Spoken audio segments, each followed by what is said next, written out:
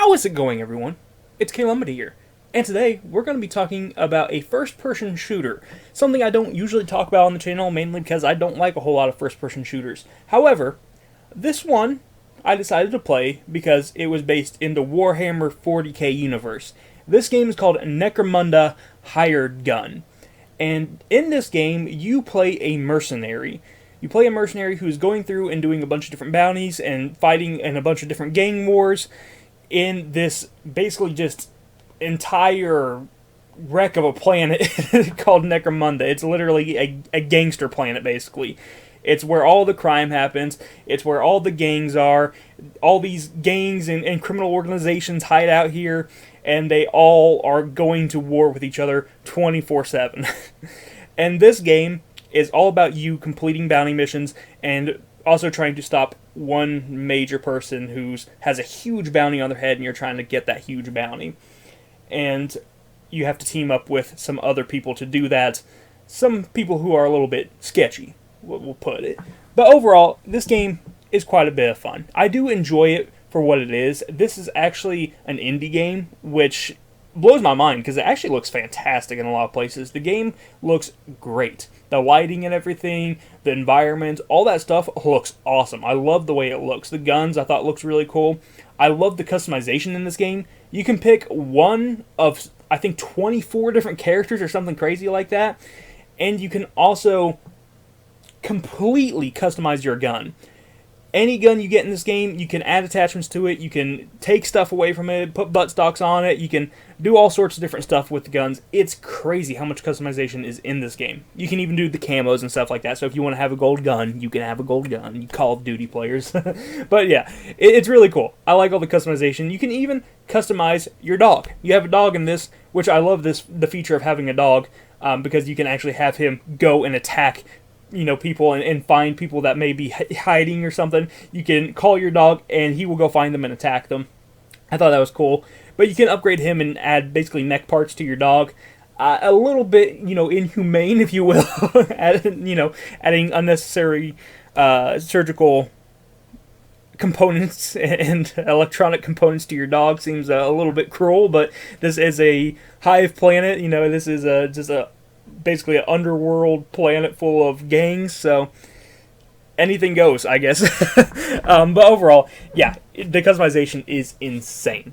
There's a lot to do. You can level up your characters. You can level up the cybernetics of the characters. You can actually level up cybernetic abilities. However, I never even used the cybernetic abilities, if I'm being completely honest, because I always just forgot that they existed.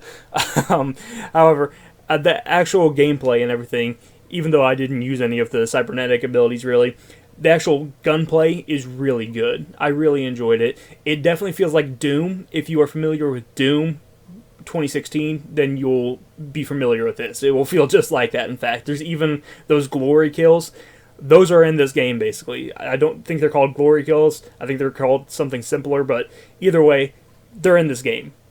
And also you get, drops from the characters to upgrade your own, so you can find different armor, different charms, different guns. You can also find ammo, and you get health for damaging other characters. So it definitely has some similarities to Doom in terms of if you hit an enemy while you're damaged, you'll get some health back and stuff like that, which is pretty cool. I like that. It definitely makes it so you don't hide out too long. You're constantly moving, constantly fighting. It rewards you for being very offensive. It rewards you for being very aggro, just constantly on the attack. And I think that's a cool way to do it, Other than just the standard campaign missions, you actually do get a bunch of side missions that you can do too. And these side missions, I actually think, are even more fun than the actual campaign missions, if I'm being honest.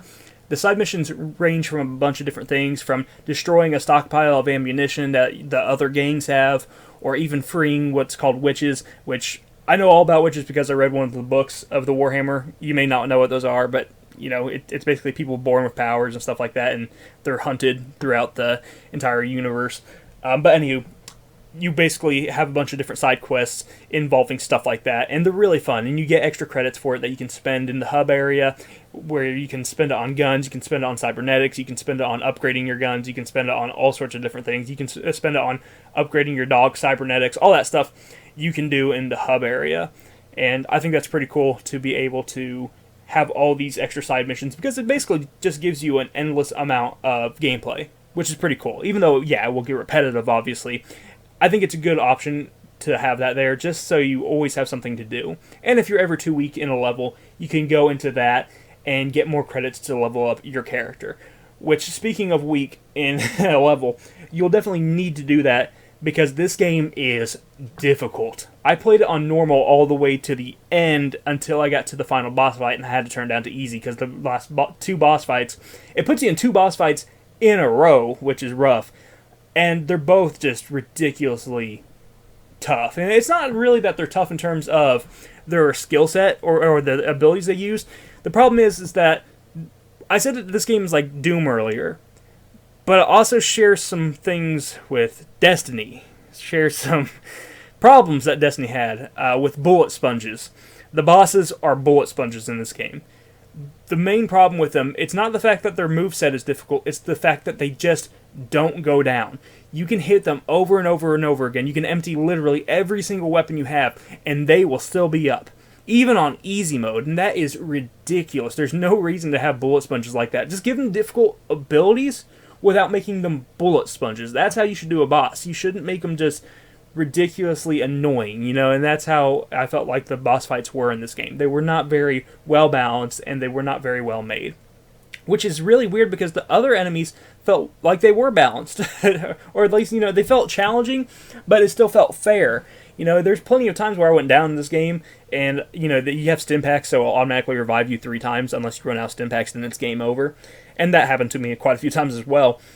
But even when I got downed by enemies, it felt like it was fair. I didn't feel like I got cheated or anything like that. The only time I felt cheated was in the boss fights, just because they wouldn't go down. That was the annoying part. But I did like the actual combat against normal characters. That stuff was fun. The different styles of characters they throw at you, because they throw a ton of different characters at you, a ton of different fighting styles that you have to get used to take down these characters. You're constantly getting thrown stuff that you have to basically change the way you fight to take on enemies. And I think that's really cool, and I really like that. Now, even though I like the gameplay, I like the graphics and everything, there are definitely some issues with this game that I have to address. The biggest thing is that it is buggy. This game is very, very buggy. There are moments where I had just the boss fights where the boss would just completely stand still, and I could unload into them, and nothing would happen. They wouldn't go down. Like, I would literally, the character would be stuck, and I'd be unloading, and I was thinking, oh, I'm doing damage, it's showing hit markers. No damage was being done.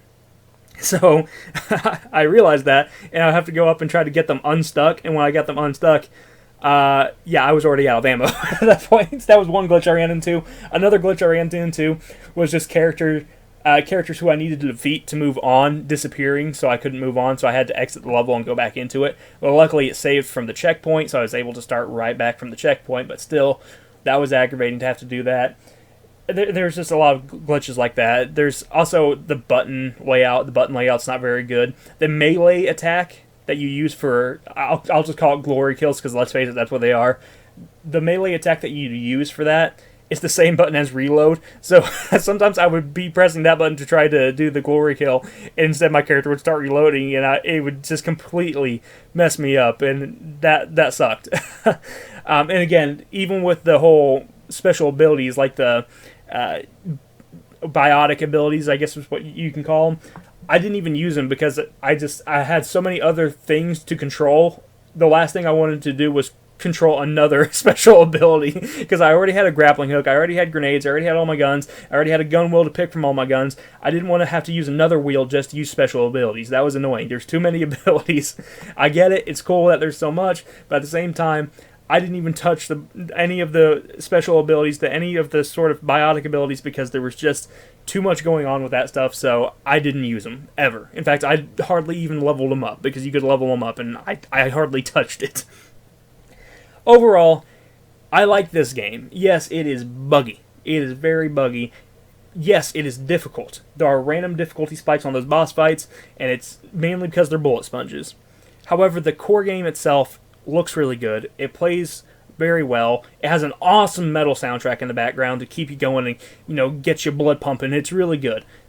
I like this game for what it is. It's not perfect by any means. It's not the best first-person shooter out there, but it's a fun game if you can get it cheap enough. If you can get it for under 20 bucks, I think you're doing well. I wouldn't pay more than that for this game because it definitely still has all its issues. But still, if you can get it for under 20 bucks, I think that's a pretty darn good deal. Thank you guys for watching this video. I'll talk to you in the next one. You have a fantastic day, and let me know what you think about Warhammer video games and which one is your favorite down in the comments below. I'll see you next time. Bye-bye.